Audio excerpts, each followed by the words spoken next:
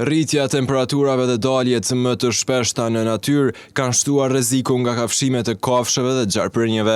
Sipas mjekëve, edhe pse rastet nuk janë të shumta, rreziku mbetet prezent, sidomos nga qentë e ndacakt që nuk janë të vaksinuar.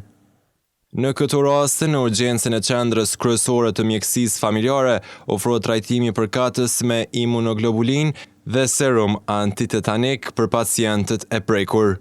Rreziku i kafshimit nga kafshët dhe gjarprit, tashme nxemjen e kohës, do me thonë normal që ekziston edhe rreziku i kafshimit gjarprit, dërsa kafshimin prej kafshëve, prej qenit sidomos, kemi pacient, po nuk do të thotë që është një numër i madh i tyre, edhe pse sikur në çdo vend tjetër, edhe te ne ekzistojnë qenë ndacak, që janë të pavaksinuar, atëherë paraqitet rreziku më i madh ka pacientët që kafshohen prej tyre qenëve.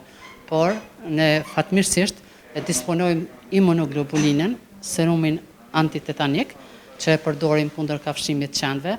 Rreziku shtohet edhe nga gjarprinj, për çka kërkohet vigjilencë më e madhe nga qytetarët.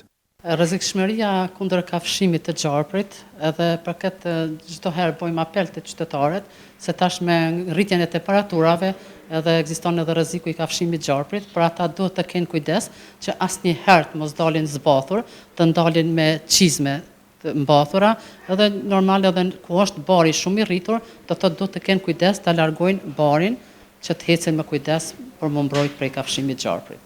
Mes tjerash, doktoresha Kamberi kishte edhe një mesazh për të gjithë qytetarët.